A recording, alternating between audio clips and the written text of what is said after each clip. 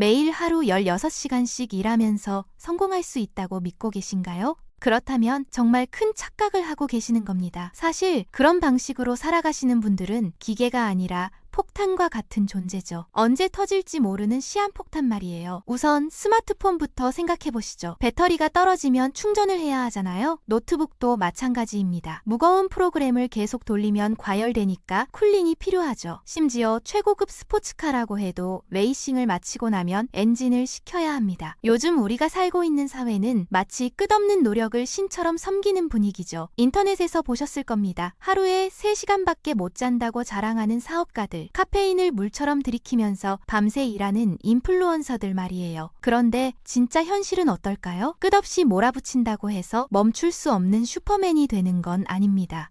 오히려 스스로를 파괴하는 길로 빠져들게 되죠.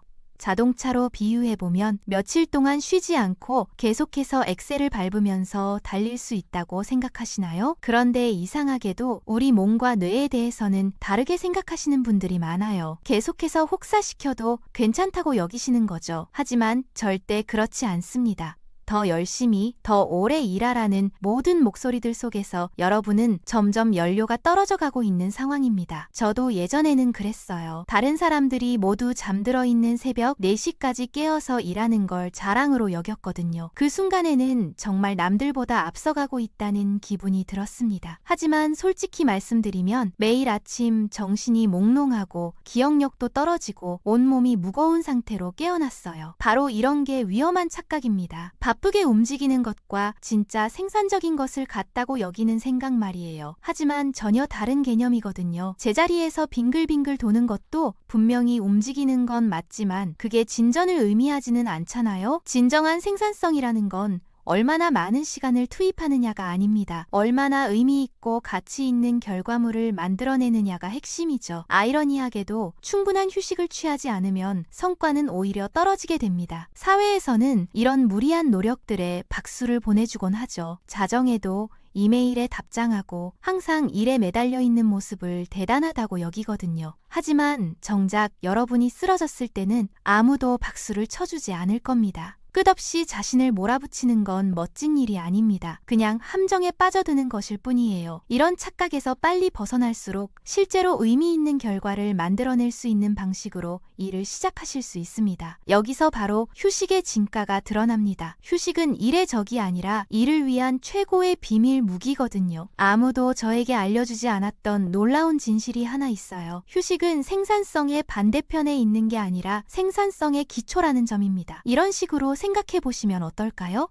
지금까지 보신 것 중에서 가장 높고 웅장한 마철루를 떠올려 보세요. 정말 견고해 보이고 절대 무너지지 않을 것 같죠? 하지만 만약에 그 건물이 금이 간 기초 위에 세워져 있다면 어떻게 될까요? 조금만 강한 바람이 불어도 모든 것이 한순간에 무너져 내릴 겁니다. 수년 동안 저는 죽어서 잠자면 된다는 마음가짐으로 살아왔어요.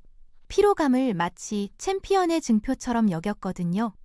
하지만 피로하다고 해서 챔피언이 되는 건 아니더라고요. 오히려 엉성해질 뿐입니다. 노트북 앞에 앉아서는 깨어 있었지만 정신적으로는 완전히 지쳐서 의미 없는 이메일만 두드리고 있었어요. 그때 수학 체감의 법칙이라는 걸 알게 됐습니다. 핵심은 이런 겁니다. 휴식 없이 계속 노력할수록 추가로 투입하는 시간의 가치는 점점 줄어든다는 거예요. 처음에는 어느 정도 성과를 얻을 수 있지만 그 이후부터는 생산성이 급격히 떨어지기 시작합니다. 연구 결과를 보면 일주일에 50시간에서 55시간 정도 일하는 것이 최적이라고 하더라고요.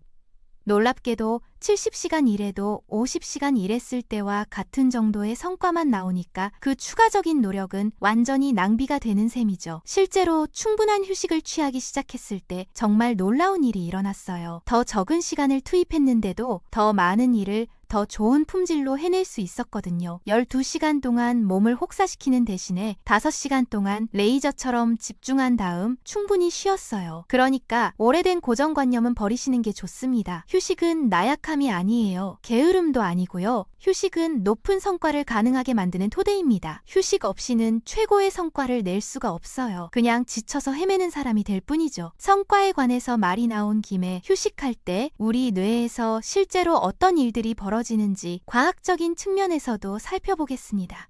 과학이라는 건 정말 흥미로운 분야거든요. 휴식이 단순히 좋은 정도가 아니라 생물학적으로 필수적이라는 걸 보여주니까요. 뇌의 최고 경영자 역할을 하는 전전두엽 피질부터 살펴보겠습니다. 이 부분은 집중력과 문제 해결 능력, 의사결정과 창의성을 담당하고 있어요. 중요한 판단들이 모두 여기서 이루어지는 셈이죠. 하지만 핵심은 이 CEO의 체력에는 한계가 있다는 점입니다. 한편으로는 무대 뒤에서 다른 흥미로운 일들도 벌어지고 있어요. 뇌의 백그라운드 처리 시스템이라고 할 수 있는 기본 모드 네트워크는 의식적으로 집중하지 않을 때 활성화됩니다. 바로 이때 창의성이 빛을 발하게 되고 아이디어들 사이에 연결고리가 만들어져요. 수면 중에 일어나는 기억 강화 과정은 또 어떤가요? 과학적으로 표현하자면 뇌가 하루 종일 쌓인 지저분한 메모들을 잠자는 동안 깔끔하게 정리정돈한다는 뜻입니다.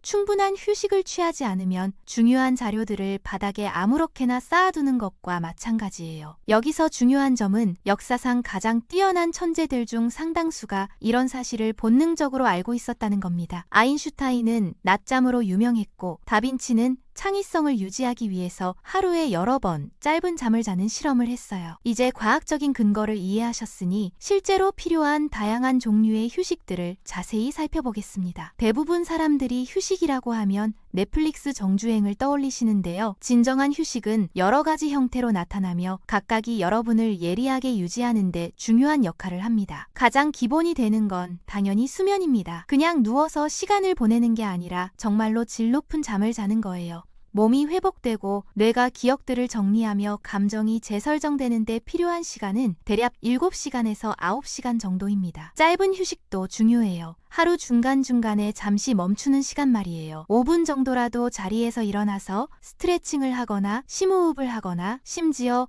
멍하니 벽을 바라보는 것도 좋습니다. 어리석어 보일지 모르지만 의외로 강력한 효과가 있어요. 활동적인 휴식이라는 것도 있습니다. 아무것도 안 하는 게 아니라 다른 종류의 활동으로 재충전하는 방식이에요. 산책을 하거나 운동을 하거나 요리를 하거나 음악을 듣거나 심지어 반려동물과 놀아주는 것도 포함됩니다. 제 인생에서 가장 어두웠던 시기로 들어가 보겠습니다. 그 추락의 순간 속으로 말이에요. 번아웃이라는 건 경고음이나 빨간 신호등처럼 명확하게 나타나지 않아요. 조용히 스며들어 오거든요. 처음에는 속삭임 같다가 어느 날 갑자기 화물열차처럼 덮쳐옵니다. 제 경우에는 작은 징조들로 시작됐어요. 아무리 잠을 자도 피곤한 상태로 깨어나는 거였어요. 집중력은 맨손으로 연기를 잡으려는 것처럼 잡히지 않았고 이메일 한 통 답장하는 것도 산을 오르는 것만큼 힘들게 느껴졌습니다. 그래서 당시의 저로서는 정말 급진적인 결정을 내렸어요. 일주일 동안 완전히 멈춰버린 겁니다. 이메일도 없고 회의도 없고 생산성 높이기도 없고 오직 휴식만 있는 시간이었어요. 3일째 되니까 다시 사랑 같은 느낌이 들기 시작했어요. 가장 흥미로운 부분은 바로 여기에요. 그때 떠오른 아이디어 중 하나가 제 인생에서 가장 성공적인 프로젝트 중 하나가 되었거든요. 계속해서 저 자신을 갈아넣고 있었다면 절대 불가능했을 일이에요. 번아웃은 돌파구를 만들어내지 못합니다. 이제 실용적인 이야기를 해보겠습니다. 휴식이라는 건 하루 끝에 소파에 쓰러지는 것만을 의미하지 않아요. 휴식도 전략적으로 계획할 수 있고 체계적으로 관리할 수 있습니다. 수면 관리부터 시작해보세요. 잠자는 시간을 인생에서 가장 중요한 시간처럼 여기시는 겁니다. 매일 같은 시간에 자고 같은 시간에 일어나세요. 방은 시원하고 어둡고 조용하게 만들고 늦은 시간에는 카페인을 피하시고 생산성을 위해서라도 휴대폰은 멀리 두세요. 일과 휴식의 리듬을 받아들이는 것도 중요합니다. 8시간 연속으로 일하겠다는 생각은 버리세요. 주기적으로 나누어서 생각하시는 겁니다. 어떤 분들은 50분 동안 집중한 다음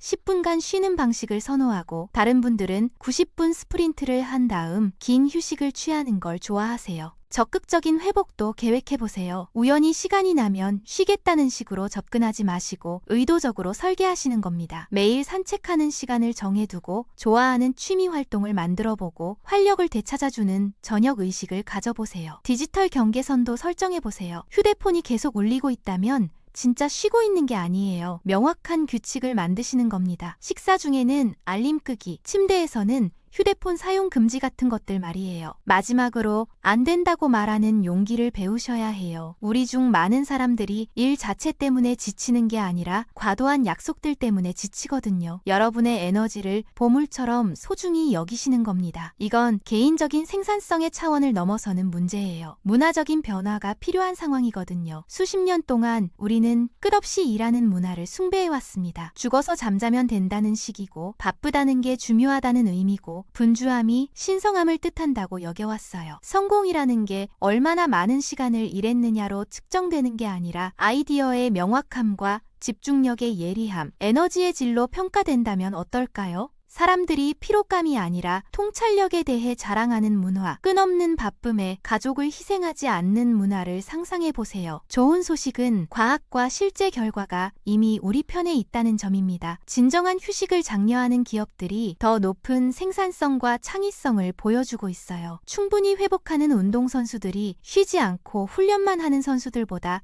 더 좋은 성과를 내고 있고요. 하지만 여기에 중요한 포인트가 있어요. 이런 혁명은 여러분에게서 시작되어야 한다는 점입니다. 여러분이 쉬고 있을 때 세상이 박수를 쳐주지는 않을 거예요. 사실 어떤 사람들은 여러분을 게으른 사람으로 볼 수도 있어요. 그래서 제가 제안하고 싶은 행동은 이겁니다. 나머지 혁명에 동참하세요. 휴식을 약점이 아닌 무기로 여기시고 휴식 시간을 신성한 것처럼 소중히 여기세요.